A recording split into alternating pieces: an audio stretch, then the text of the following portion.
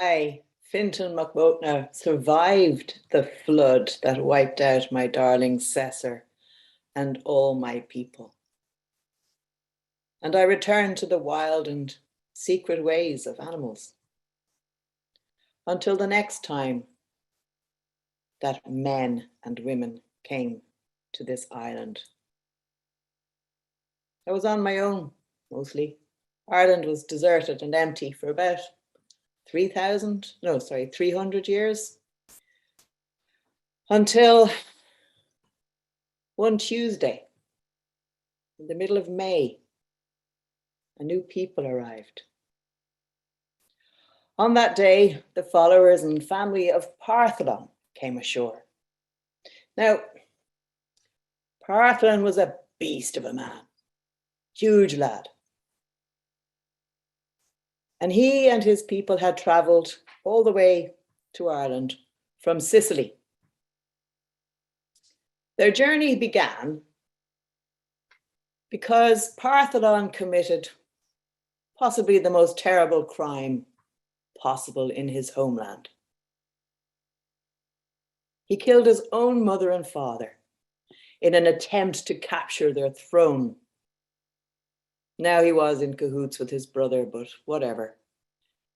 In the heat of the hunt, he lost one eye. Therefore, his crime was written on his face. But worse than that, his actions invoked a terrible curse. And Parthalon understood at that moment that nothing he ever did would succeed. He was doomed, cursed to failure. He was no longer welcome in the land of his birth, and his vision for a prosperous kingdom was in ruins.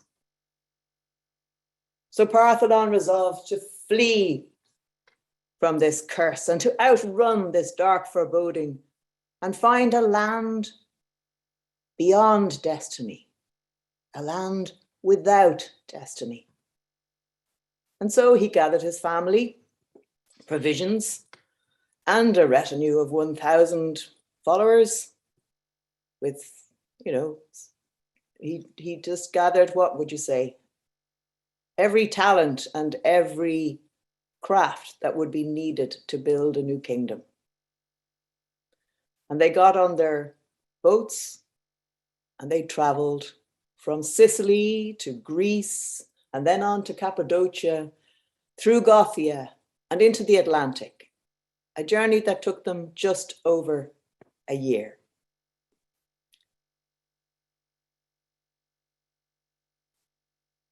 And they traveled until they came to an island.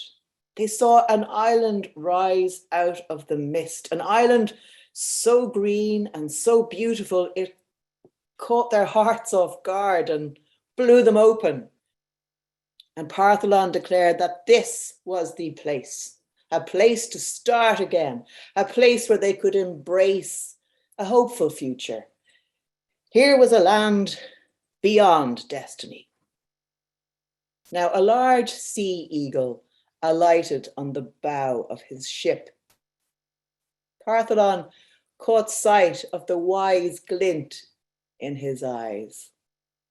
And as he flew into the sky, but not so high that Parthalon could not follow him, the eagle guided them to a safe landing place. And yes, that eagle was me, Fintan. Now the company landed at Inverskeane and they spread out to explore the land. They found the land was protected by mountains and had one large central plain, 3 lakes and 9 rivers. And as they moved north, they discovered that this island was not empty. They encountered a strange, shape-shifting, supernatural race who were as home on the land as they were beneath the waves. The Fuiwira, or Fomorians. Excuse me.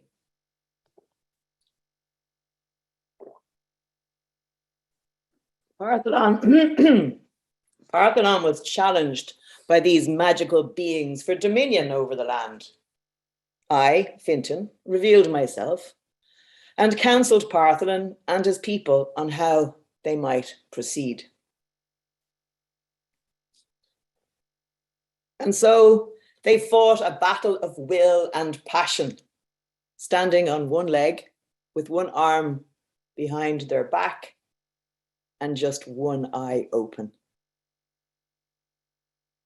And in this way, they were able to access the power of the other world. Though not one being died in the battle, Parthalon and his people won out. And so the Fomorians departed over the waves to their island fort at Tori. At that moment, lakes burst forth from Ireland as if to celebrate their victory, as if the land herself were welcoming the new people. And indeed, the Parthalonians were industrious, and they set about clearing plains for agriculture. Of course, I showed them where the fertile land was and where they could find shelter, but I marveled at their industry and their skills. They had brought 4 oxen with them and a ploughshare, the first cattle in Ireland. And their ploughs were mighty. I had never seen soil treated this way before. And they cleared and they ploughed and they planted, and the landscape changed. Now, a man among their company named Somalia was the first to brew ale in Ireland. He was a very clever man. He gathered bracken and herbs and had all kinds of pots and containers, and the brew, the ale, was quite delicious. It was a fine drink and an excellent addition to good company. Brea built the first dwelling in Ireland, a fine, fine house, I can tell you. And he was the first to cook food on this land in a big cauldron that was hung over his fire. Bjor was the first person in Ireland to have a guest stay over in his house. And forever after, his home was known as a hostel. And so the habit of hospitality was born, a hallmark of this island which lasted forevermore. Now, Parthalon's sons were the first to make a division of Ireland, and they divided the island in 4 parts. Now, whether one needs to divide an island is certainly open for debate. But in any case, these people were keen to lay claim to parts of the island and somehow to make it their own, as if the land would care who or what or why they were there. Anywho. So ploughing and brewing and cattle rearing and homemaking and traditions of hospitality and generosity were born. And these endure to this day. Now, Parthalon himself, he built a little rath on an island at the mouth of the River Erne. And he set out one day to tour Ireland and to see how his kingdom was progressing and to view all that had been created. He left his beautiful wife, Delgnat, alone with his faithful servant called Topa. Now, he was away for quite a while. In fact, well over 2 months. And naturally, in that time, Delgnat and Topa enjoyed the ale and good times, and eventually, and inevitably, they slept together. Now, after their exertions, they were thirsty and they grabbed the nearest drink to them, which happened to be Parthalon's own cup. Now, this had a golden straw through which the ale was sucked. That might have been a fatal mistake, because when Parthalon returned, he tasted his wife's lips and his servant's lips as he placed the golden straw into his mouth, and he instantly knew what had happened. Now, Parthalon, as we know, was a giant of a man with a quick temper, and he flew into a rage, and he struck his servant so hard that he killed him. And then he grabbed Delgath's dog, and he struck her so hard that the hound too died. And this was the first instance of adultery and the first jealousy ever recorded on this land. Now, Delgnat wasn't having any of this. When he turned to punish her, she said that she was the one who was robbed. She was the innocent party. She'd been abandoned for nearly 2 months. And the fault was his and not hers. And she spoke a poem, a very, very long poem, of which I will just communicate one little part. Honey with a woman, milk with a cat, food with one generous, meat with a child, a craftsman with an edged tool, one before one earns great risk. The woman will take the honey, the cat will drink the milk, the generous one will give away all the food, the child will eat the meat, the craftsman will lay hold of the tool, and the one with the one will always go together. Now, everyone who heard Delgnat agreed that she was in the right, and this was the first judgment in Ireland, and was later called the right of his wife against Parthalon. As restitution, Delgnat claimed the island where they lived and renamed it as Inis-Samur, Samur's Island, in honor of her dog. And it remains that name today, I believe. Now, Parthalon's people thrived in Ireland. Parthalon himself perished 30 years after landing here.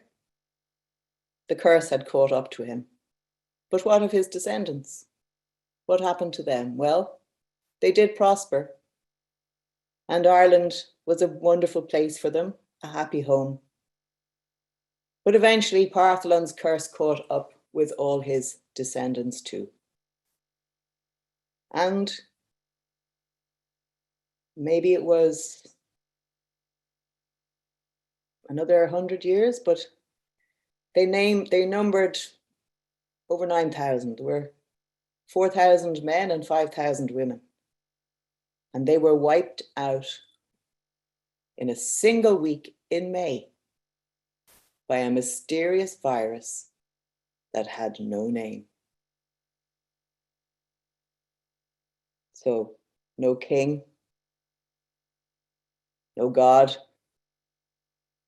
just life, and then death. The people of Parthalon are buried in a place called Tullach, or Tala, which I think means plague monument in your language. And of the one survivor, because there was one, what can I tell you of him other than he, like I, possessed a magical power to shapeshift. He too assumes the form of an animal or bird as needed, and his name was Tuan McCarroll, but that is a story for another day. Thank you.